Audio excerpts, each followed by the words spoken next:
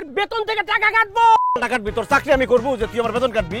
এই তুমি মুখ খারাপ করছো কেন বেয়াদব? আমি কিন্তু তোকে দেখে নেব, তোর নামে মামলা করব আমি। মামলা করবি আর আমি তোর মারুম এখন, মুখ ফাটাই ফেলাম।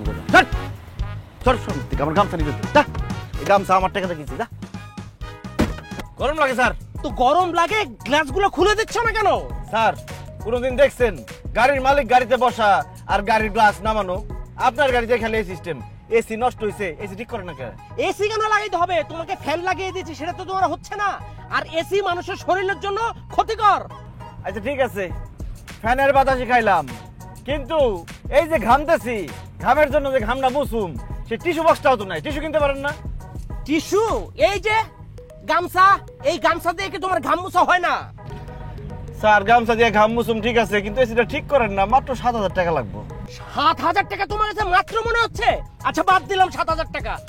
এই এসি ঠিক করার পরে এটার জন্য যে বাড়তি তেল লাগবে, সেই তেলের টাকা কোথা থেকে আসবে? আর তোমার তো অভ্যাস খারাপ, এসি ঠিক করলে তুমি তো গাড়ি স্টার্ট করে এসি ছেড়ে গাড়ির ভিতর ঘুমিয়ে যাবে।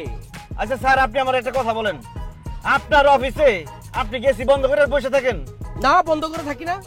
তাহলে আমি এই যে চাকরি করি গাড়ির ভিত্তে, এটা আমার অফিস, আমি কেন আমার অফিসের মধ্যে এসি বন্ধ করে বসে থাকবো? এত কথা বলো না, ঠিকঠাক ভাবে গাড়ি চালাও, সামনের দিকে তাকাও। চাকরি নেওয়ার সময় তো কত বড় বড় কথা কইছেন, 15,000 টাকা বেতন দিবেন, ওভার টাইম দিবেন, লাঞ্চের টাকা দিবেন, সাদাটা দিচ্ছেন। কোথায় কোথায় খালি টাকা কাটেন, কেন কাটেন, কিভাবে কাটেন, কেমনে কাটেন, আমি কিছুই বুঝি না। মাস শেষে 13,000 টাকার বেশি উঠাই দিতে পারি না। কেন কাটি? তোমাকে 8টায় আসতে বলে তুমি আসো 9টায়, তখন আমার ছেলে মেয়েদেরকে স্কুলে পৌঁছে দিতে হয়, সেখানে যে রিক্সা ভাড়াটা লাগে ওই রিক্সা ভাড়াটা কাটি। তা আপনি তো উঠেন ঠিক 12টা বাজে, তা আমি সকাল 8টা বাজে করুন কি? আপনার বাচ্চাদেরকে স্কুলে নেওয়ার দায়িত্ব কি আমার?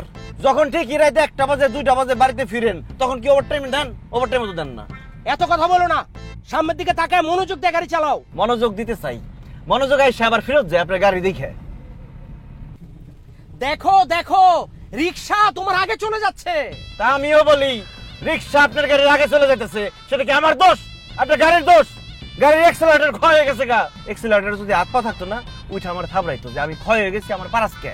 আমার এই গাড়ির এই অবস্থা হয়েছে তোমার জন্য, আমি তোমার কাছ থেকে এগুলোর জন্য টাকা কাটবো।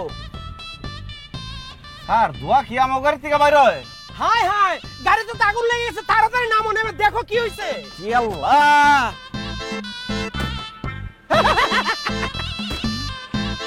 আরে গাড়িতে আগুন লেগে গেছে আর তুমি হাসছো? স্যার আপনার গাড়ির আয়ু শেষ, ধুলাই খেল নিয়ে কবর দিয়ে দেন। আরে কি বলছো তুমি? এটা তো একটা এন্টিক গাড়ি, একটু দেখো না কি হয়েছে। ঘোড়া রান্ডা গাড়ি, এটা মেয়াদ শেষ, ফালান। এই আমার গাড়ির যদি কিছু হয়, আমি কিন্তু তোমাকে এই মাসের বেতন থেকে টাকা কাটবো। টাকা কাটবি? তোর চাকরি আমি করবো যে তুই আমার বেতন কাটবি? এই তুমি মুখ খারাপ করছো কেন বেয়াদব? আমি কিন্তু তোকে দেখে নেব, তোর নামে মামলা করব আমি। মামলা করবি আর আমি তোর মারুম এখন, মুখ ফাটাই ফেলাম।